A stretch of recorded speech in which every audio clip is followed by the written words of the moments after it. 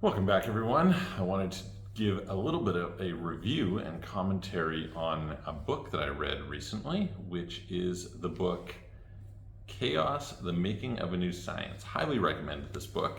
Really, really excellent. The author, I went and bought a bunch of his other books because I so enjoyed this one. It is, first of all, a fascinating subject. It's about chaos theory. I'll talk a little bit about that in a second. But in addition to this, the narrative and the way the narrative is told is really well handled. So it's actually like an interesting, engaging book to go through. You can get it in audio, or you can get it obviously in physical form or Kindle or whatever. And so yeah, I had a great experience reading it.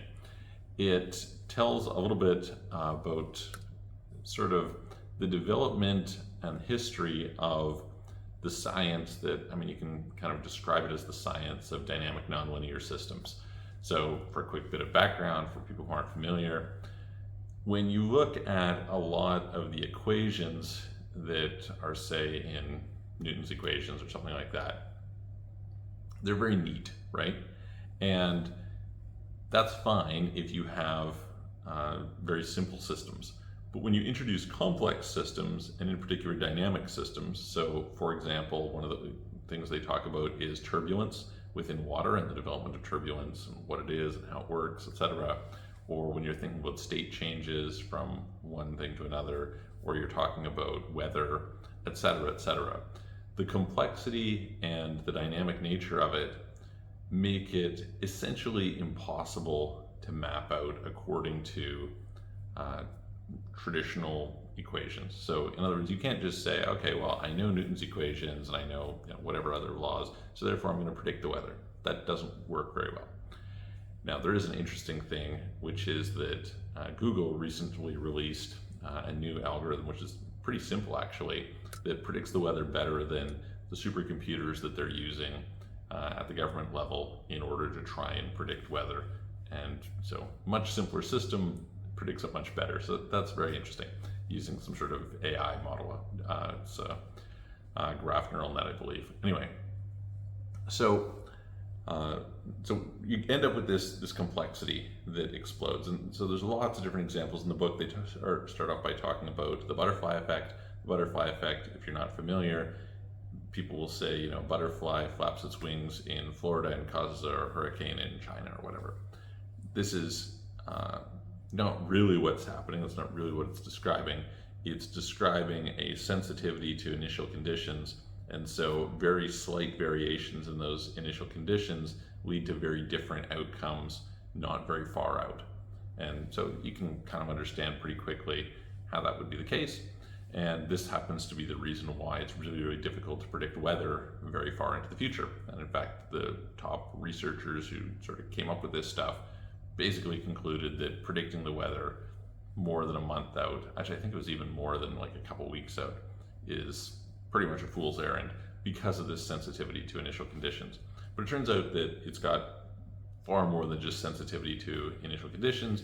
There's also these chaotic behaviors that develop at the edges of different things. So let's talk about that, because this is a cool concept. Imagine that I'll give an example from the book. Say you have a pinball machine, and the pinball machine is slightly simplified in that you're not actually going to tap those little paddles that are going to pound things around. What's going to happen is you're going to have a certain force with which you shoot the ball out into this pinball machine. It's going to hit these different things that will give it other energy and bounce it around. And at the end of the day, it's going to fall into one of two holes. Let's call it red and black. Okay, so it's going to go into the black one or the red one. And so you're only controlling one variable, right? Which is the strength at which you shoot this thing out. And one might expect, they might say, okay, well, say I start by shooting it very light and it goes red. And I shoot it very hard and it goes black. And so you might think, okay, so hard is going to be black and red is going to be light, and you're going to kind of gradually move towards some point where there's a transition, right? This is not at all what happens. What happens in practice is that you'll have some range that's probably a fairly large block in most cases, and you're like, okay, if I'm up here it's black, if I'm down here it's red. But as I start to get close here, there's no delineating line where it goes one way or the other. It actually starts to become highly unpredictable to figure out whether it's going to be red or black, depending on very subtle differences in the force with which you're shooting this ball up. And so there's lots of examples like that, right? Where essentially as you reach the lines, you expect to find this clear boundary, but you don't actually find a clear boundary. What you start to see is this intermittency. And this was one of the things that I found was super cool. They talked a lot about Mandelbrot, Benoit Mandelbrot, very famous scientist, won lots of awards, really brilliant guy. Most people probably know him for something called the Mandelbrot sets, which is the depiction of this algorithm, and it's got these kind of visual sets that are really cool, and it sort of represents chaos, I guess you might say, in that it's this non-repeating pattern, but yet you'll see patterns within it. Very cool stuff. You can go and check it out. Veritasium did a really cool segment on it some time ago. And so he happened to also be the person who came up with the concept of fractals, fractal geometry. And he did this, he was working at IBM, and while working at IBM, he ended up studying, I think it was to do with interference they were getting on the lines. And so we're saying, okay, like, why are these lines having interference? And what can we do to kind of address this? And anyway, he kind of discovered this through examining fractals. And fractals, I've known about fractals for, multiple decades or whatever. But I didn't really understand fractals in a bunch of the regards that he was explaining fractals. And so it has two very interesting concepts. One that ties into something that's really important to me that I'm going to talk about in a future video. And it concerns sort of a new axiom in math that I had postulated in 2002. And I'm going to put some stuff out on it because maybe it's useful for somebody, maybe it's not, right? It's very dangerous to say that it is, but maybe it will be interesting.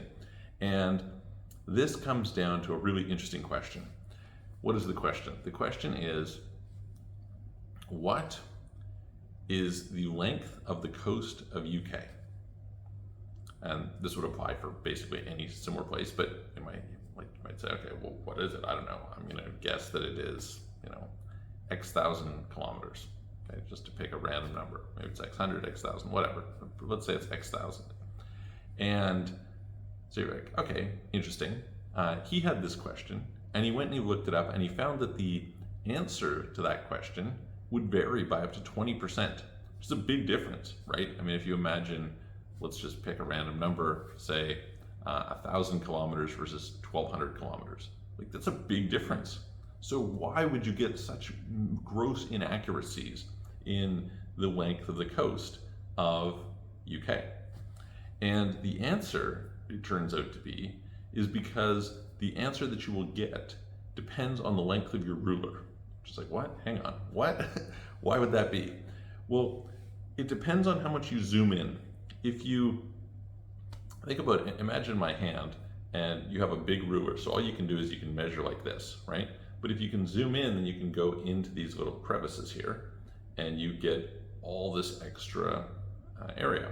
Now, what he would say is if you zoom in further, what you're going to find is there's like all these little ridges between each of the, like your fingerprints, and you have to measure the insides of those. And so the further you zoom in, the larger the amount becomes. And so this is a very interesting concept to me in a bunch of regards. First of all, I just find it kind of a cool concept, and you can say, well, the length of the coastline will tend towards infinity in this situation, which is sort of bizarre because you would think it would converge on some sort of a limit. Maybe if you get down to like the particle level, the level of the atoms or something, maybe it does converge on some limit, I don't know. But hypothetically, you can just keep going further down, and each layer you see these patterns that kind of reemerge, that extend things further and further out.